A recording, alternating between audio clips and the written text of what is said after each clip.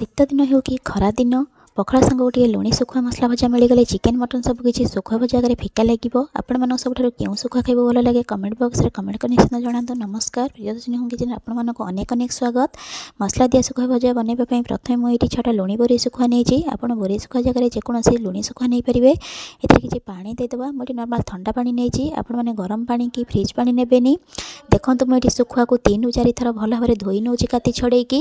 ଧୋଇ ନେଇ ସାରିଲା ପରେ ଏଥିରେ ମୁଁ ଗୋଟେ ବଡ଼ ଚାମଚ ହଳଦୀ ଗୁଣ୍ଡ ନେଇଛି। ଯେହେତୁ ଲୁଣି ଶୁଖୁଆ ଏଥିରେ ଆମେ ଲୁଣ ଆଉ ଆଡ଼୍ କରିବାନି, କେବଳ ହଳଦୀ ଗୁଣ୍ଡ ଦେଇକି ଭଲସେ ଗୋଳେଇ ନେବା। ଏଇଠି ଦେଖନ୍ତୁ ମୁଁ ଶୁଖୁଆକୁ ବଢ଼ିଆ ସେ ଗୋଳେଇ ନେଉଛି।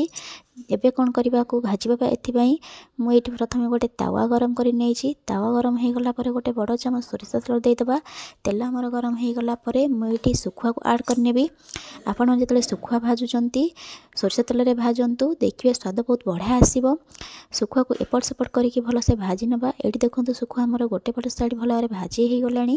ତ ଶୁଖୁଆକୁ ଆମେ ଓଲଟେଇକି ଆରପଟ ସାଇଡ଼୍କୁ ଗୋଲ୍ଡେନ୍ ହେବା ଯାଏ ଭାଜିବା। ଏଇଠି ଦେଖନ୍ତୁ ଶୁଖୁଆ ଆମର ଦୁଇ ପଟ ସାଇଡ଼୍ରୁ ଗୋଲ୍ଡେନ୍ ହେଇ ଭାଜି ହୋଇଗଲାଣି। ତ ଶୁଖୁଆକୁ ଆମେ ସାଇଡ଼୍ କରିବା। ତା ଭିତରେ ମୁଁ ଏଇଠି ଗୋଟେ ମସଲା ବନେଇ ନେବି। ଆପଣମାନଙ୍କୁ ଯଦି ଭିଡ଼ିଓଟି ଭଲ ଲାଗୁଥିବ ଭିଡ଼ିଓକୁ ଲାଇକ୍ କରିବେ, ସେୟାର କରିବେ, ପ୍ଲିଜ୍ ଚ୍ୟାନେଲକୁ ସବସ୍କ୍ରାଇବ୍ କରିବାକୁ ଭୁଲିବେନି। ଦେଖନ୍ତୁ ମୁଁ ଏଇଠି ମସଲାକୁ ଭଲ ଭାବରେ ଚିକ୍କଣ କରିକି ଗ୍ରାଇଣ୍ଡିଙ୍ଗ କରି ନେଉଛି। ତା ସହିତ ଗୋଟେ ବଡ଼ ପିଆଜ କାଟିକି ନେଇଛି, ଆଉ 2ଟା ଟମାଟୋ କାଟିକି ବି ନେଇଛି। ତାପରେ ମୁଁ ଏଠି ଗୋଟେ କଡ଼େଇ ନେଇଛି। କଡ଼େଇ ଗରମ ହୋଇଗଲା ପରେ ମୁଁ ଏଠି ସୋରିଷ ତେଲ ଗୋଟେ ଚାମଚ ଆଡ଼୍ କରୁଛି।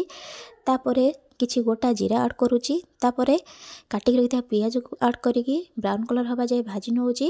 ପିଆଜ ଭାଜି ହୋଇଗଲା ପରେ ମୁଁ କାଟିକି ରଖିଥିବା 2ଟା ଟମାଟୋକୁ ବି ଆଡ଼୍ କରି ନେଉଛି।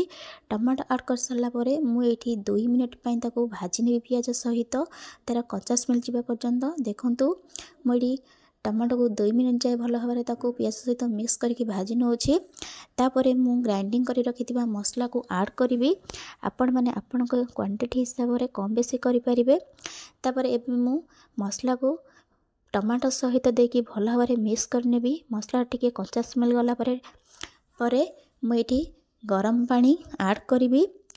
ଦେଖନ୍ତୁ ମୁଁ ଏଇଠି ଅଧ ଗ୍ଲାସ୍ ଗରମ ପାଣି ଆଡ଼୍ କରୁଛି।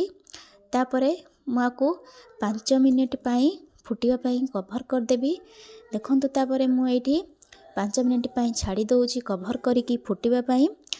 ତାପରେ ଏଠି ମସଲା ଆମର ଟିକେ ଫୁଟିଗଲେ ତାପରେ ମୁଁ ଏଠି ଭାଜିକି ରଖିଥିବା ଶୁଖୁଆ ଆଡ଼୍ କରିବି। ଦେଖନ୍ତୁ ଏଇଠି ମୁଁ ଭାଜିକି ରଖିଥିବା ଶୁଖୁଆକୁ ଆଡ଼୍ କରୁଛି। ଆଉ ଟିକେ ଶୁଖୁଆକୁ ମସଲା ସହିତ ଭାଜି ବି ନେବି। ଆପଣମାନେ ବି ଏମିତି ଶୁଖୁଆ ବନାନ୍ତୁ। ଗରମ ଭାତ ହେଉ କି ପଖାଳ ଭାତ ସହିତ ଖାଆନ୍ତୁ, ବହୁତ ବଢ଼ିଆ ଲାଗିବ। ଦେଖନ୍ତୁ ଏଇଠି ମୋର ଶୁଖୁଆ ମସଲା ଭଜା ରେଡ଼ି ହୋଇଗଲାଣି। ଆଜି ପାଇଁ ରହୁଛି, ପୁଣି ଆସିବି ଆଉ ଗୋଟେ ନୂଆ ରେସିପି ନେଇକି। ରହିଲି, ବାଏ, ଜୟ ଜଗନ୍ନାଥ।